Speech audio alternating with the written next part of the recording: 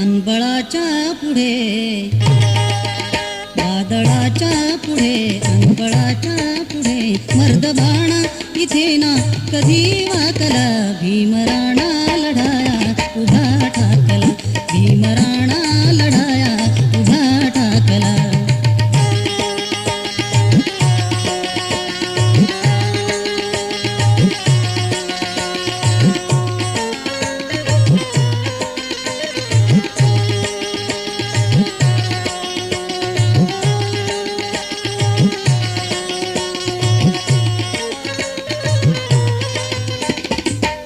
जी म्हणून विषारी प्रथा